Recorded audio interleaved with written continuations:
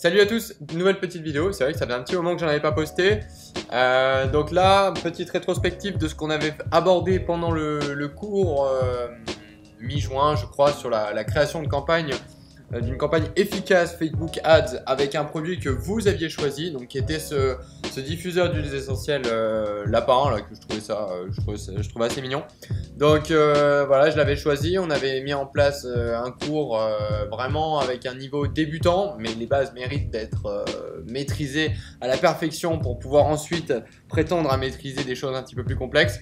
Donc voilà, n'hésitez pas à nous rejoindre sur le Discord tous les mercredis, session de cours avec des intervenants qualifiés dans différentes thématiques, différentes disciplines.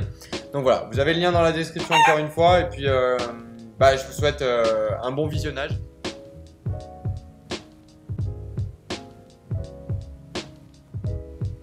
Ok, donc là ça doit être bon, je vais couper mon micro en même temps. Ouais, c'est good. Ok, allez, je sais pas si le son est en décalé par rapport à ce que vous entendez sur Twitch et ce que vous entendez sur Discord, je sais pas, dites-moi. Ah non, il y a 2 secondes. Ah, c'est cool, ça passe. Ok, bah parfait, cool. C'est parce que, à la limite, mutez-vous, coupez le son de Twitch, j'avais fait exprès. Un peu décalage. J'avais changé les paramètres de façon à ce que ce soit beaucoup plus rapide et qu'il y ait moins de décalage justement. C'est cool. Ok, donc... Petit cours sur comment mettre en place une campagne Facebook, donc efficace sur un produit, que vous avez vous-même choisi. On va faire très simple, hein, c'est encore une fois, je l'avais précisé, le niveau était quand même basique, c'est vraiment un niveau basique, je vais pas dire débutant parce que quand on est là, c'est quand même qu'on a l'aspiration à vouloir faire des choses, ça reste un niveau relativement bas, très bas, mais voilà. On va aborder ça. Donc le produit en question, c'était un diffuseur d'huiles essentielles. Donc page toute simple que j'ai fait avec voilà, photo de profil, hein, la photo de couverture classique. On va aller directement dans publicité sur Facebook, histoire de rentrer dans le vif du sujet. Et puis créer une pub. Et je vais vous montrer directement comment est-ce que moi je fais une publicité quand je teste un produit, donc avec un pixel tout froid, quand on n'a pas de data, peu de budget, et puis voilà. Donc on arrive sur cette interface. Bien évidemment, bien évidemment parce que pour moi ça paraît logique, mais d'autres vont dire d'autres choses, mais moi c'est vrai que j'ai toujours eu pour habitude de faire de la conversion. La conversion, c'est quelque chose qui a toujours bien fonctionné pour moi, donc avec la stratégie que vous connaissez, qui est la stratégie vue de contenu à tout carte pour Chase. Donc on a notre campagne que moi j'ai l'habitude d'appeler WC pour website conversion. Là je vais l'appeler diffuseur. Et en fait, dans cette campagne-là, je vais regrouper tous les adsets que j'ai envie de créer pour mon produit, quoi, tout simplement. Donc, je refais pas le speech, view content add to cart. Vous connaissez la chanson. Donc là, je commence en vue de contenu, toujours. Donc vue de contenu, bim. Contenu créatif dynamique, j'ai pour habitude de rien toucher parce que ça implique le plug du catalogue Shopify avec votre gestionnaire de publicité. C'est une expression pas employée depuis 1970, mais c'est la croix à la bannière vraiment pour lier un catalogue Shopify avec son gestionnaire de pub, c'est la merde. Et en fait, le contenu créatif dynamique peut être pas mal, mais c'est chiant. Donc, c'est chiant, vraiment très chiant à mettre en place. Il y a une couille une fois sur 3. Allez, 2 fois sur 3. Donc, c'est pour ça que je m'en sers pas. Offre, je ne touche pas. Et donc là, on arrive sur toute la partie ciblage. Donc, en termes d'audience personnalisée, puisque mon compte publicitaire est neuf, je n'en ai pas. Donc, je n'ai pas de lookalike non plus. Donc je ne m'en préoccupe pas puisque je ne peux pas m'en préoccuper tout simplement. Dans le cas de notre produit, ici, donc on a un diffuseur d'huiles essentielles. Je pense qu'on va dans un premier temps favoriser le placement de nos pubs auprès des femmes ayant des critères d'âge, une tranche d'âge plutôt située entre 25 je dirais et 45 ans à peu près.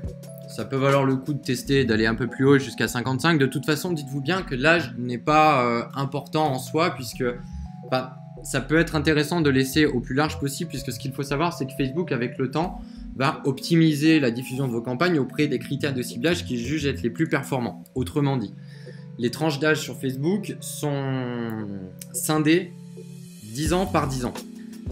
S'il observe des performances beaucoup plus élevées sur la tranche d'âge 25-34, il aura tendance à diffuser vos publicités et dépenser plus de budget sur la tranche d'âge 25-34. Raison pour laquelle, au début, ça peut être intéressant de venir laisser une tranche d'âge plus large, mais si vous voulez prendre les devants et éviter les dépenses inutiles auprès des tranches d'âge qui ne convertissent pas, je vous conseille, si vous êtes sûr, encore une fois, là il faut que vous soyez sûr de la tranche d'âge sur laquelle vous vous positionnez. Si vous n'en êtes pas sûr, laissez 18, on va pas mettre 13 parce qu'à 13 ans j'avais pas de carte bleue donc j'achetais pas, donc laissez 18, même 18 j'avais pas de sous donc j'achetais pas, mais voilà, laissez à la limite 18,55 et après Facebook avec le temps, avec les répartitions, vous pourrez affiner ça, mais de toute façon lui-même Facebook se chargera de diffuser vos pubs aux tranches d'âge qui sont les plus pertinentes et qui répondent le mieux à vos critères de ciblage. Donc 18-55 ans, les femmes, on a une audience potentielle là de 15 millions de personnes sans avoir mis de centre d'intérêt.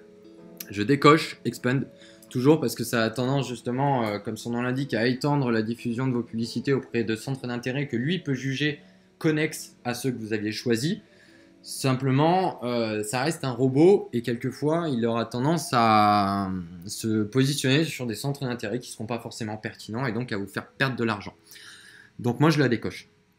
Ici, qu'est-ce qu'on pourrait mettre comme centre d'intérêt en lien avec ce diffuseur d'huile essentielle? C'est quelque chose qu'on est susceptible de pouvoir retrouver. Déjà, c'est un objet de déco.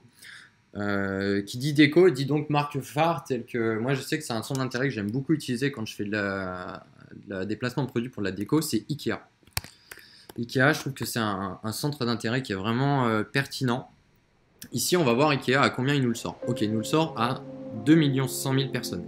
Ce qui, à mon sens, est un peu élevé. Je le répète, au tout départ, quand votre pixel est froid, il a du mal à déterminer les profils gagnants, ceux qui sont vraiment, encore une fois, les plus intéressés et les plus pertinents et qui répondent le mieux à vos publicités. Donc, privilégiez les couvertures potentielles de ciblage faibles. Par faible, qu'est-ce que j'entends? 300 000, 400, 500 000, mais pas plus haut. Après, quand vous aurez du passif, quand votre pixel sera suffisamment alimenté en data et qu'il aura des commandes en réserve, il saura, parmi des grosses tailles de ciblage comme celle-ci, quels sont ceux qui peuvent répondre le mieux à vos publicités. Mais quand il n'a pas de data, le problème c'est qu'il va être perdu. Donc il faut l'orienter au maximum. C'est vous qui allez faire au début son travail en fait. Et plus le temps va passer, plus il deviendra autonome. Mais au départ, vous allez devoir faire son travail et donc être le plus précis possible sur vos critères de ciblage. Donc, en bref, 2 100 000 personnes, ici c'est beaucoup trop. Comment on fait quand c'est beaucoup trop? On affine. Donc ici on affine, qu'est-ce qu'on peut mettre? Quand j'ai pas d'idée, suggestion. Décoration d'intérieur, Leroy Merlin, Zara Home. Zara Home peut être un très bon centre d'intérêt pour le nôtre, je trouve que ça se fond bien. On va regarder ce que ça donne. J'ai peur que ça restreigne un peu trop. Alors c'est pas celui-là, raté. C'est Zara Home. Ok, on va voir combien il me sort. 310 000. Pas beau ça? Donc là, qu'est-ce que je dis à Facebook? Ok, diffuse-moi ma publicité auprès des femmes qui parlent français entre 18 et 55 ans, basées en France, qui répondent aux critères de ciblage Ikea et Zara Home. Autrement dit, qui aiment la page Ikea et Zara Home. Ça n'est pas le ou. Attention à la nuance. Ça aurait été ou si on avait eu ici ça comme ça. Et là, il va venir empiler les centres d'intérêt. Vous voyez, on est passé de 2 100 000 à 2 400 000. Et donc, il va venir vous cibler les personnes, donc les femmes en l'occurrence, qui aiment Ikea ou Zara Home. Donc, c'est moins précis, du moins l'audience est moins qualitative que si vous aviez affiné en mettant Zara Home. Là, on est vraiment, pour moi, sur une taille d'audience parfaite, très clean, avec des centres d'intérêt pertinents qui sont pas perdus au fin fond de Facebook et qui suscitent pas trop d'intérêt. Là, on est vraiment sur des centres d'intérêt pertinents. Les connexions, je touche pas parce que ça ne sert à rien. Vous n'avez pas de passif, votre page est neuve. Vous pouvez l'enregistrer pour vous en resservir. Les placements, je ne laisse jamais en recommander. Encore une fois, pour prendre les dessus sur Facebook, si vous laissez en recommander, vous pouvez, c'est possible. Mais ce que va faire Facebook, c'est qu'il va balancer, si vous laissez en recommander, sur tous ces canaux. Il va attendre et il va analyser quels sont les canaux qui sont les plus performants et les plus pertinents pour également, comme sur les tranches d'âge, se concentrer sur les canaux qui répondent le mieux à vos critères de ciblage. Autrement dit, autant anticiper et éviter de gaspiller un peu d'argent dans le vent. Moi, ce que je fais, c'est que je désactive et je ne laisse que le fil d'actu Facebook et le fil d'actu Instagram. On reste sur 310 000. Vous avez la possibilité aussi de ne vous positionner que sur le fil d'actu Facebook ou que sur le fil d'actu Instagram.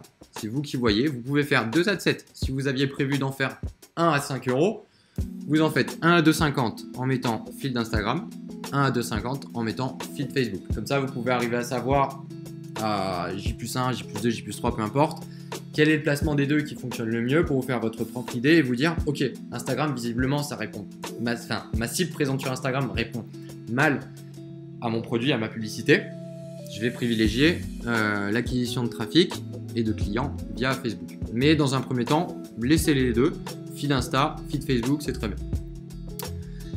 Ça, c'est quelque chose que j'aime bien mettre. J'en ai déjà parlé, que ce soit en vocal, dans des vidéos, je suis pas sûr, mais en vocal, j'ai déjà évoqué la partie seulement connexion Wi-Fi.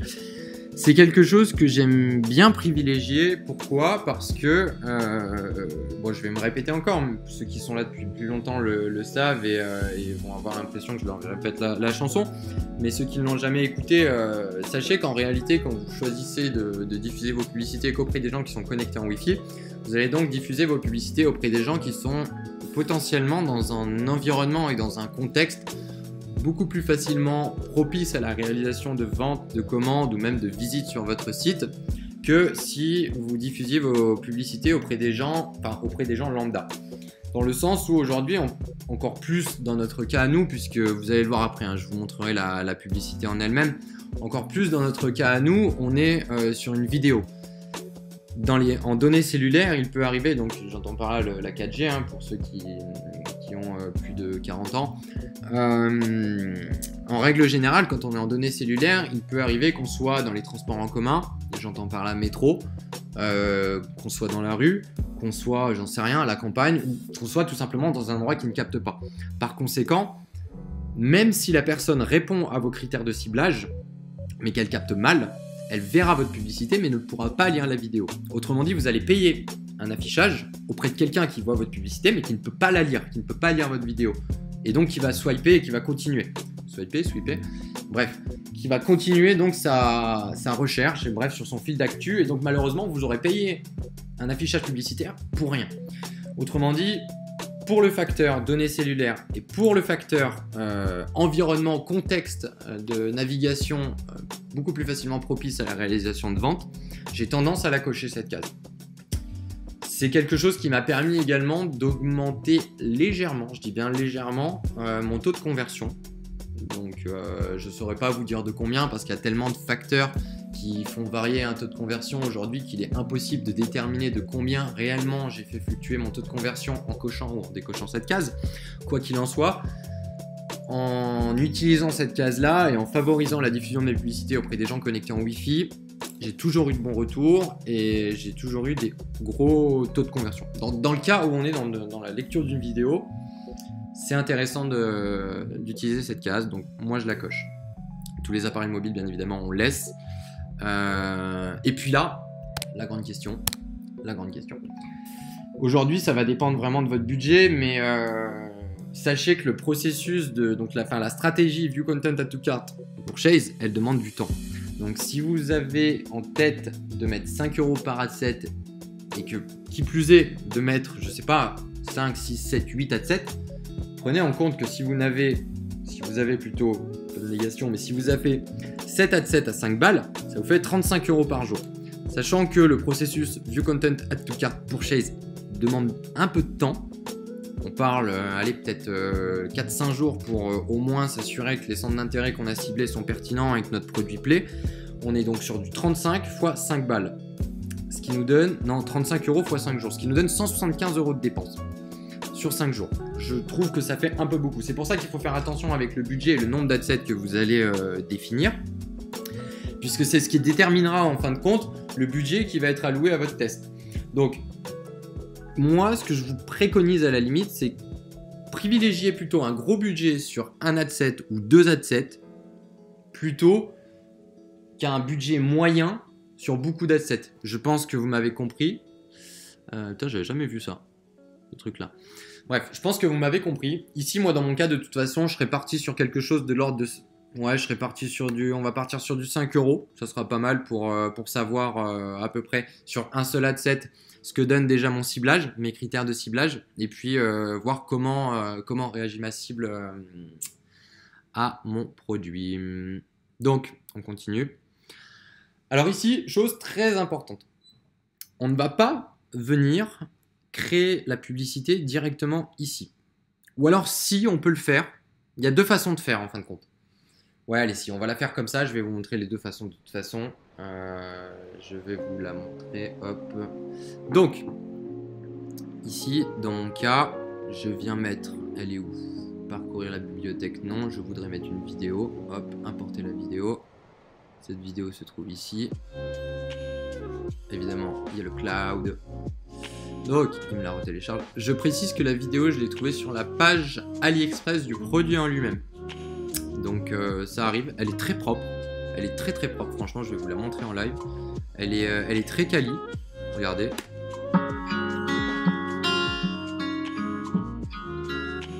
Voilà, donc franchement, très propre. Il y a, voilà, professionnel, je veux dire, l'eau parfaite à mon avis pour recommander un produit comme celui-là. Excusez-moi pour la notif. Donc, voilà, je m'en suis servi sur la page AliExpress. Ok, alors visiblement elle n'est pas aux bonnes dimensions, erreur de ma part, j'aurais dû la retoucher. Je l'ai prise comme ça, hein, vraiment pour faire le cours, mais on le répète assez souvent, les dimensions format carré, donc 1080 par 1080.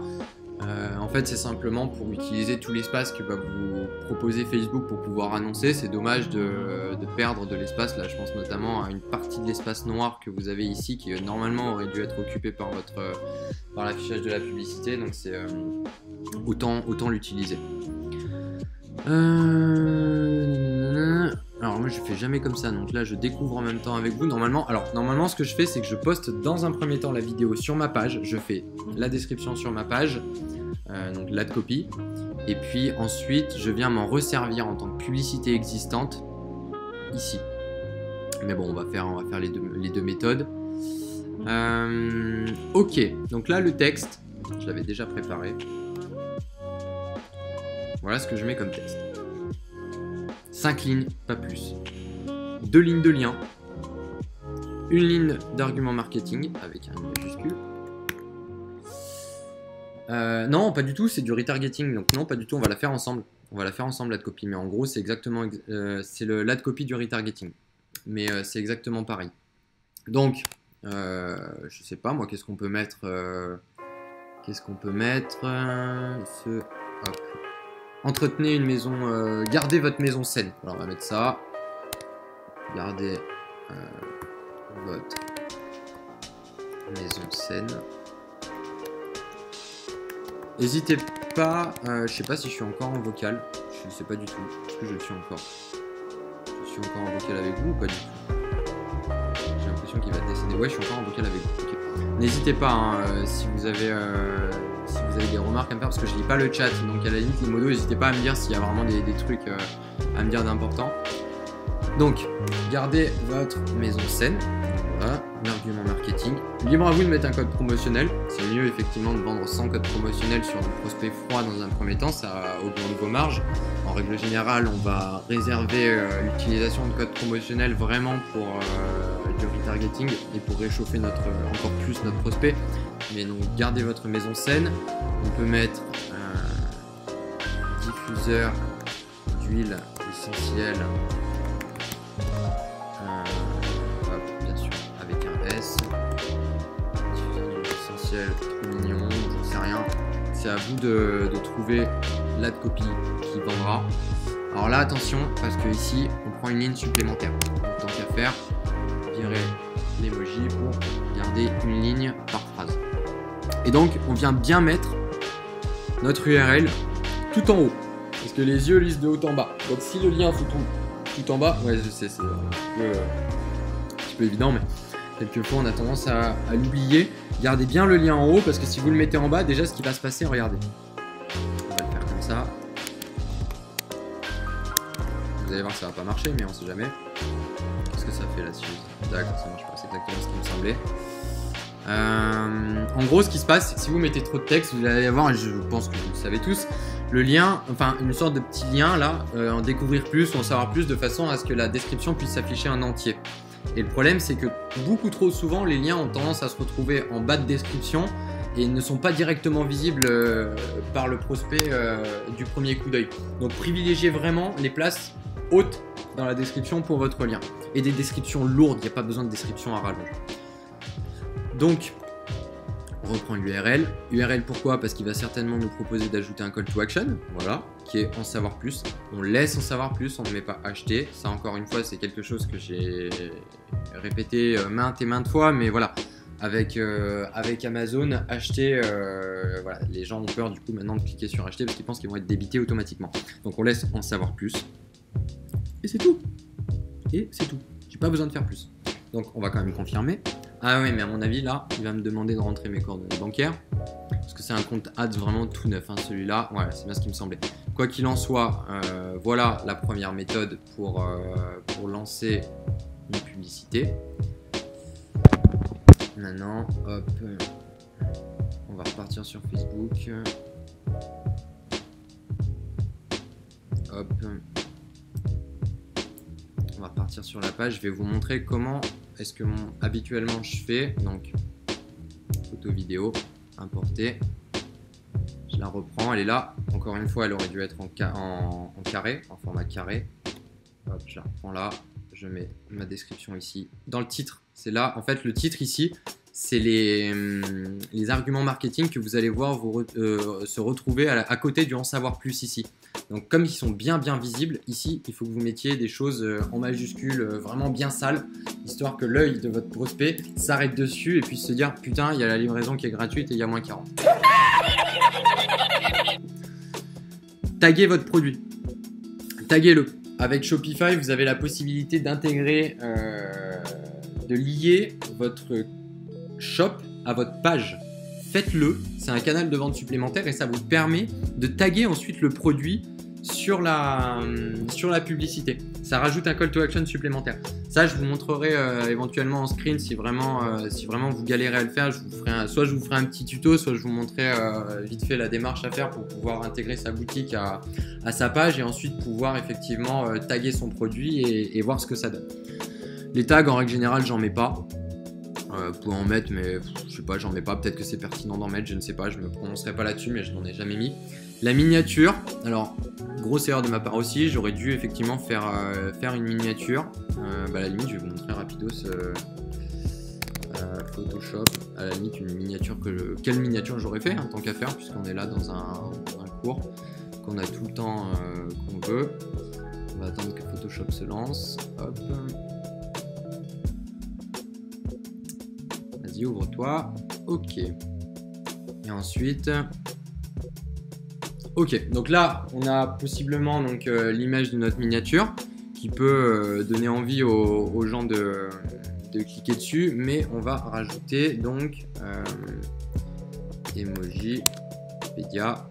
Ce que j'ai l'habitude de faire, moi, c'est shop. Alors, putain, merci clavier Apple. Ok, donc je rajoute ça. Alors non, putain, je me suis trompé, j'aurais dû le prendre. Alors, emoji choc. Voilà, hop. Ouais, j'ai bien écrit choc, en plus c'est cool. Il est là, c'est celui-là que j'ai l'habitude de prendre. Copier l'image. Copier l'image, là. Hop, hop, hop. D'accord, il n'est pas en PNG, super. Mais vous m'avez compris. Alors attendez, on va le prendre en PNG. Il doit être là. Voilà, copier. Hop, hop, hop. Voilà. Comme ça, de suite, bim, ça interpelle. Quitte à, au pire des cas, ce que vous faites, vous décalez un peu ça. Vous reprenez. Hop, hop, hop, hop, hop, hop. Voilà. Et là, on a un truc qui interpelle, on a une miniature vraiment qui va donner envie à l'utilisateur, s'il voit défiler ça dans son fil d'actu, de s'arrêter sur la vidéo. D'accord, donc les disques de travail sont saturés, super. On va la jouer comme ça, on l'arrache. Voilà. Mac, je te baise. Donc, on repart sur la publicité. Hop, miniature, ajouter une image. Et on reprend notre miniature. Suivant. Là, on publie, on touche à rien. Super. Bah, visiblement, il n'a pas envie. Object, object. Je sais pas pourquoi. Super.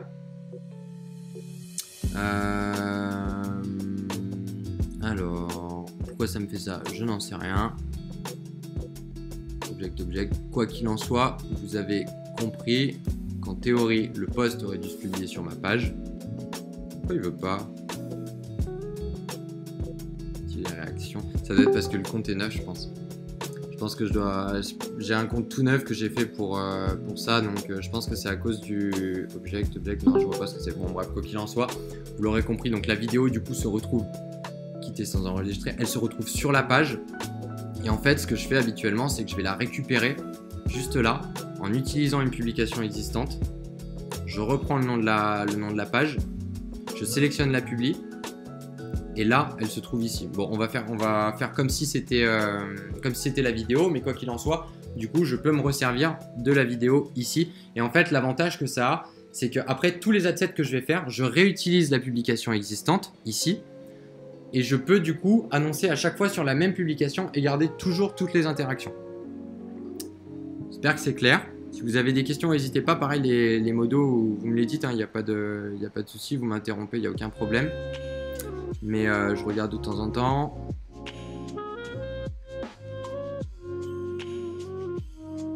Alors, je vois que Pouliakov, t'as pas trop compris. Les autres, je sais pas. Dites-moi si c'est clair. Je vois que vous partez dans des délires de RAM. Ok, bon, ça a l'air d'être clair. Je pense pas avoir été trop confus, trop flou. Bah, en gros, Pouliakov, l'intérêt de créer la publication directement sur ta page, c'est que tu peux t'en resservir derrière comme publication existante, comme je le fais ici. Imagine que si ça avait été la vidéo du post que j'ai pas réussi à publier tout à l'heure parce que mon compte est neuf. Au final, à chaque fois que je fais des adsets, je me resserre de la même publication, de la même vidéo à chaque fois, pour que toutes les interactions s'empilent les unes sur les autres. Enfin, vous l'avez compris. Enfin, je pense avoir été explicite, mais c'est pour garder les interactions de façon à ne pas à chaque fois repartir avec un compteur de likes tout neuf sur chacune des publics. C'est deux façons de faire. Ça, c'est la première. Ou alors, vous utilisez, comme je l'ai fait là, vous créez la publication, vous créez la publicité, comme ici. Et ensuite, vous seriez allé dans publication de la page. Il est où?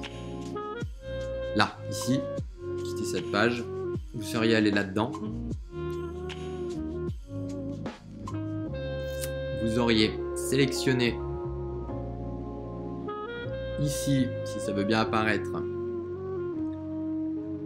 Casse-toi. Vous auriez, voilà, votre publicité serait apparue ici une fois que vous l'auriez publié avec la première méthode. Vous l'auriez coché. Et vous auriez fait action, publier sur la page et elle serait apparue dans le feed d'actu tout simplement et vous vous en seriez resservi les fois d'après pour annoncer exactement sur la même publication. Voilà, c'est vraiment la réponse en fait à la problématique qui est qu'à chaque fois que vous faites une pub, ça remet les likes à zéro, blablabla, enfin voilà, vous avez compris. C'est vraiment pour répondre à cette problématique-là. Hop. Est-ce que c'est clair pour la mise en place de la campagne? Est-ce que c'est clair pour la mise en place de la campagne? Voilà, en plus, comme dit Yanis, effectivement, tous les commentaires sont sur un seul post, donc vraiment, ils vont s'enchaîner en dessous les commentaires et vous les garderez. Ceux qui diraient qu'ils recevaient leurs commandes, bah, vous les aurez. À chaque fois, vous n'aurez pas besoin de... Putain, je parle même plus français. Vous n'auriez même pas besoin à chaque fois de repartir à zéro sur les compteurs de likes et sur les commentaires, quoi. Alors, habite en France ou seulement en France? Ben, c'est-à-dire, je comprends pas la question. J'ai pas...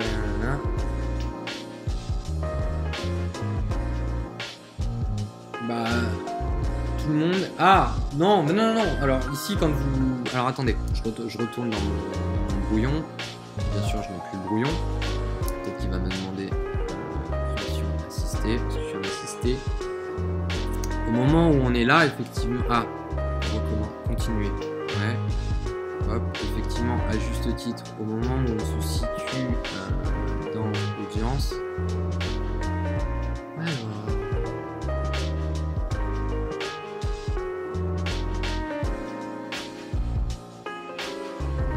Effectivement, à juste titre, là-haut, s'il veut bien... Putain, j'ai la fibre.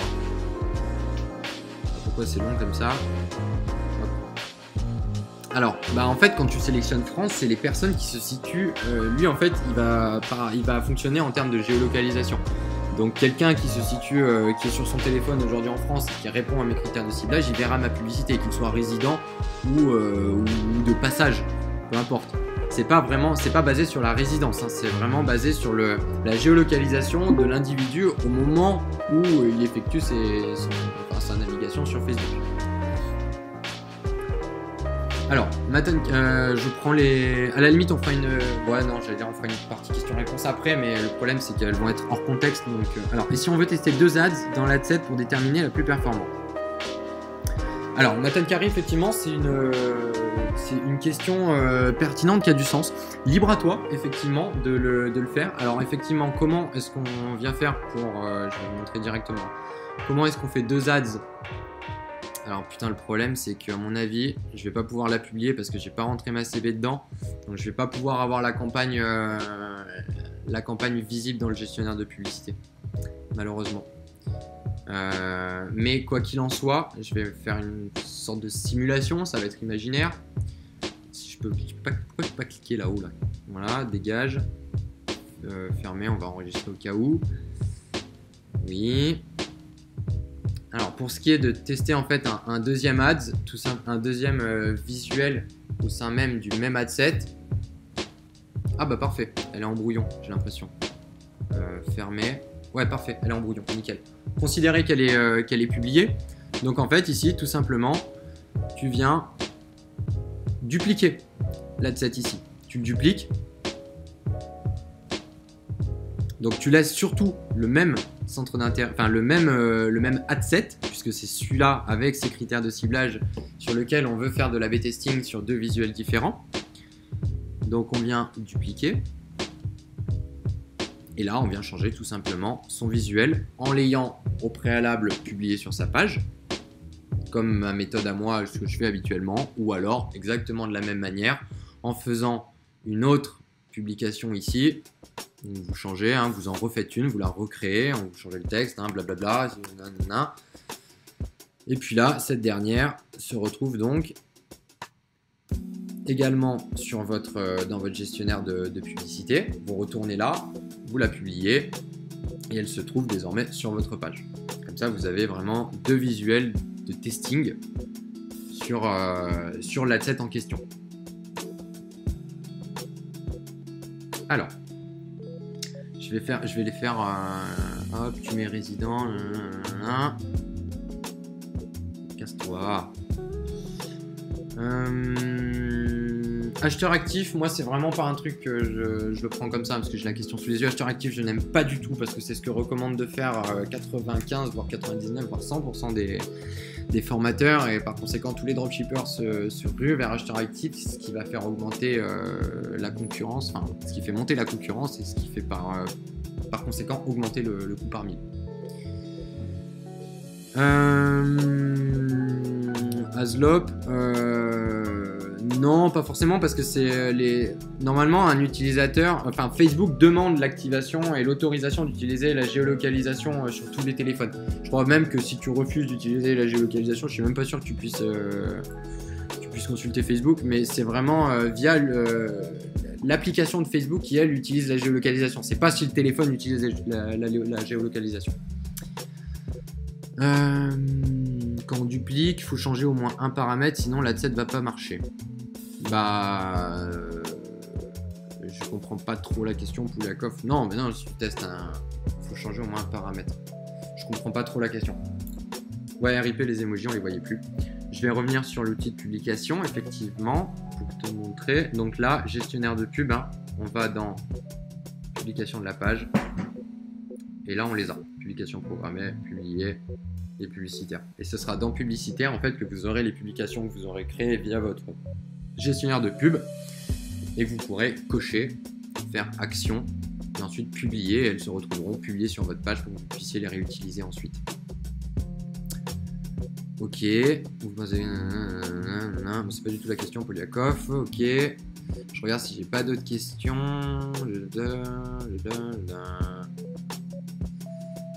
Bon, j'ai pour du montage vidéo. Ok. Non, bah écoutez, ça a l'air d'être clair pour tout le monde, je pense, j'ai l'impression. Écoutez les amis, c'était vraiment un vrai plaisir de partager ce moment avec vous, de faire ce cours, d'essayer de vous enseigner des choses à ma façon, avec ma pédagogie. Je vous dis à très vite. N'oubliez pas encore une fois, hein, vraiment, rejoignez-nous. On est maintenant bientôt 2000.